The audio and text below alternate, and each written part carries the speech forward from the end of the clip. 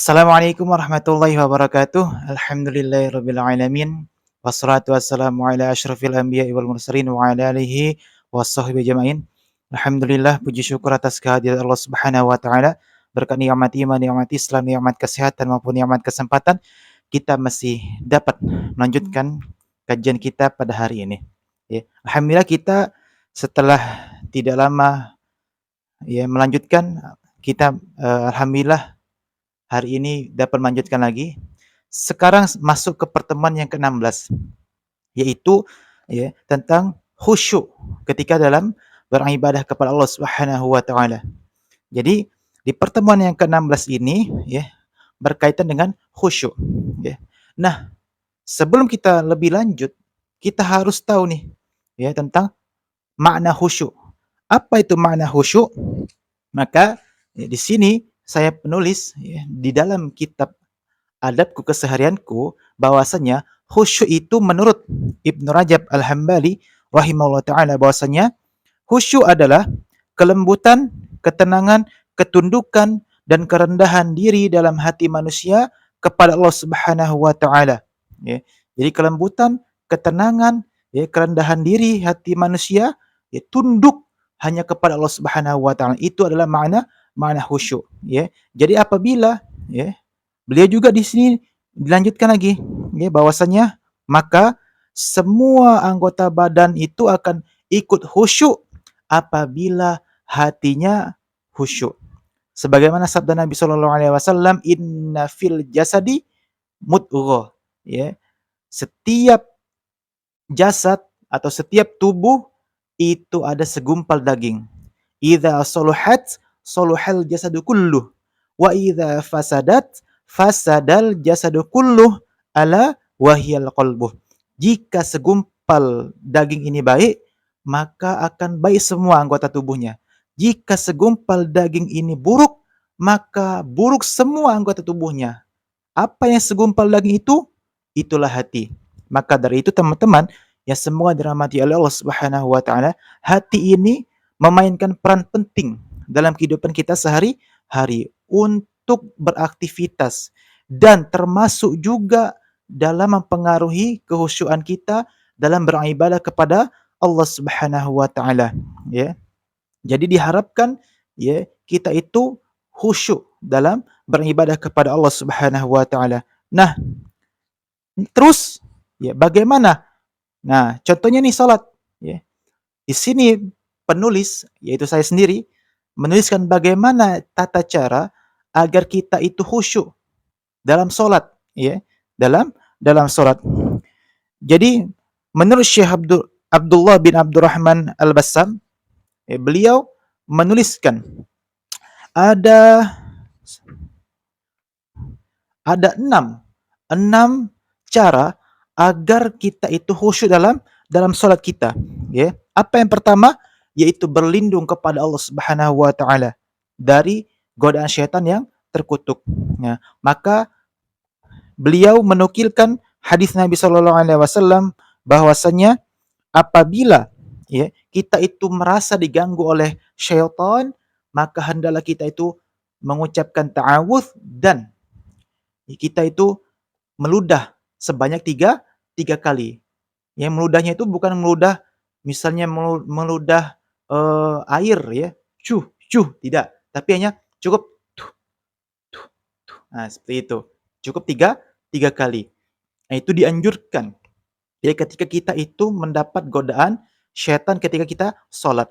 Kemudian yang kedua, agar kita khusyuk dalam sholat adalah merenungi bacaan Al-Quran, ya, merenungi ayat-ayat Allah Subhanahu wa taala. Nah, jadi teman-teman sekalian yang semua dirahmati Allah Subhanahu wa taala, ya, ini penting nih.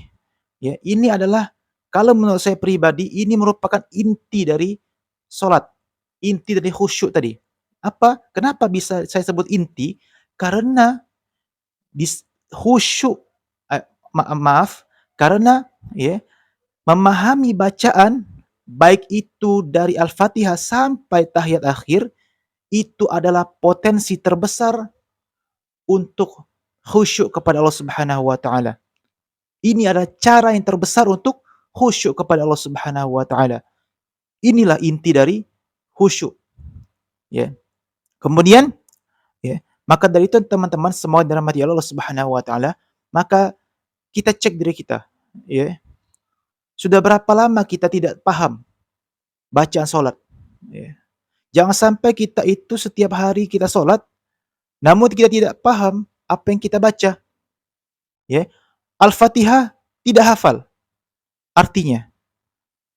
Kemudian doa ruku, doa sujud, doa i'tidal, ataupun doa-doa yang lainnya. Kemana saja kita selama ini? Ya, kita bertahun-tahun sholat, ruku, sujud, Al-Fatihah membaca, tapi tidak paham makna Al-Fatihah. Kemana saja kita? Ya, itu merupakan sebuah aib untuk kita, sebuah kejelekan pada diri kita. Satu hari 5 kali tidak paham apa yang dibaca, kemudian apa? Bertahun-tahun kita lakukan ini. Tidak paham juga apa yang dibaca. Kemana saja kita? Ya. Maka itu kaum muslimin, teman-teman, ya semoga dirahmati Allah Subhanahu wa taala, ya, berusahalah untuk memahami ayat-ayat yang kita baca, terutama Al-Fatihahnya, ruku, sujud. Okelah kalau seandainya surat-surat itu susah dihafal artinya. Tapi paling tidak Al-Fatihahnya, ruku, sujudnya, i'tidalnya, duduk di antara sujud. Kenapa? Karena dibaca terus. Karena dibaca terus, ya. Kemudian yang ketiga, bagaimana cara menghadirkan khusyuan, ya, yaitu apa? Meyakini bahwasannya kita itu sedang menghadap Allah Subhanahu wa taala. Ya, jadi kita itu harus merasa bahwasanya kita itu sedang menghadap Sang Pencipta. Ketika kita itu menghadap Sang Raja, ketika kita itu menghadap presiden saja kita harus khusyuk, ya, harus serius, ya, menghadap presiden. Ini ketika kita sholat, bayangkan kita itu menghadap Sang Pencipta alam semesta, maka seriuslah dalam sholat, ya.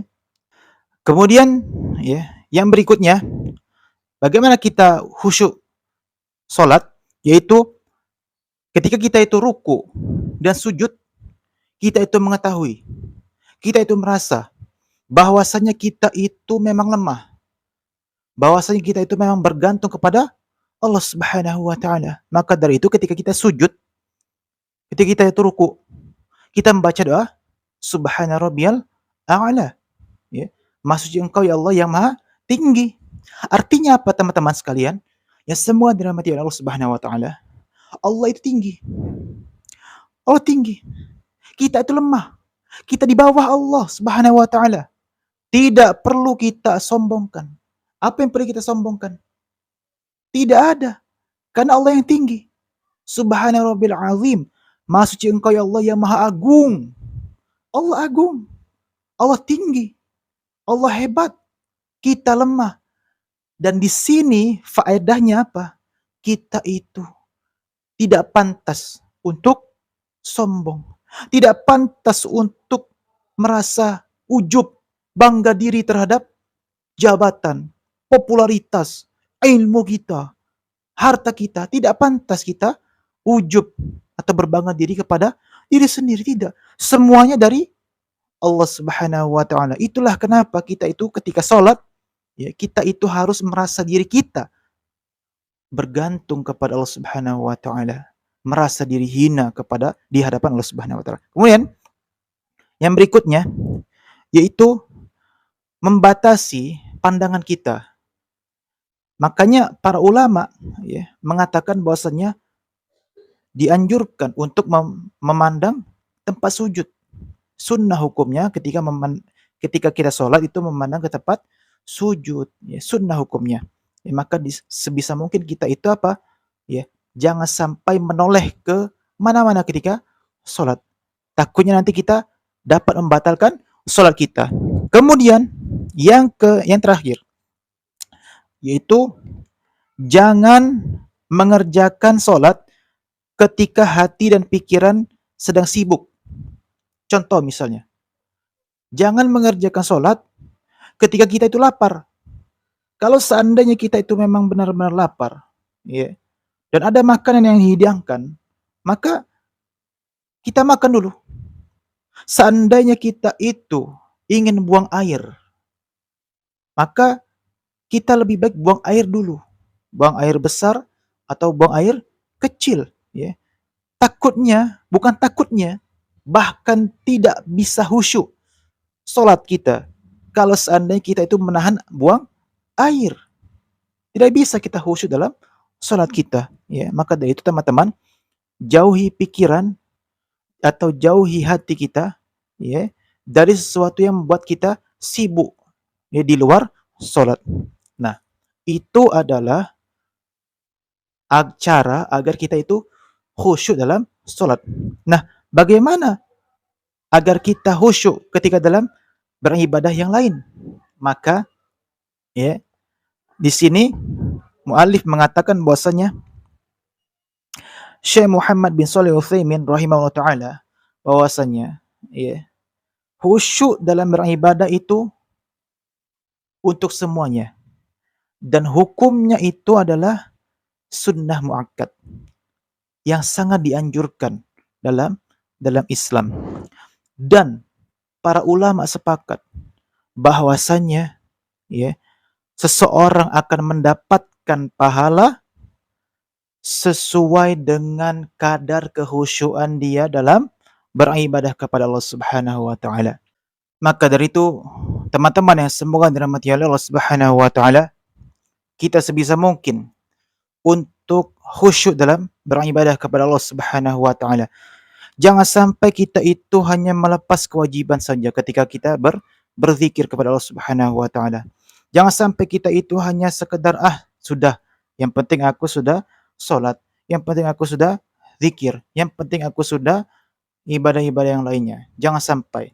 Karena, ya, menurut kesepakatan para ulama, ya, bahwasanya seseorang itu akan mendapatkan pahala sesuai dengan kadar kehusyuan dia dalam beribadah kepada Allah Subhanahu wa taala. Berzikir dengan pelan, subhanallah, subhanallah.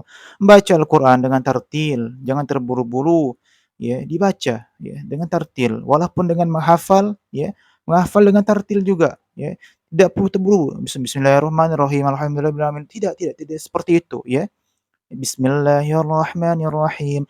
Alhamdulillahirabbil alamin. Arrahmanirrahim. Tartil, walaupun dia agak cepat tapi tartil, ya, sesuai dengan kaidah tajwidnya, ya. Itu saja mungkin yang dapat saya sampaikan, semoga bermanfaat, ya. Saya tutup dengan doa kafaratul majelis. Subhanakallahumma bihamdika asyhadu an la ilaha illa anta astaghfiruka wa atubu ilaik. Assalamualaikum warahmatullahi wabarakatuh.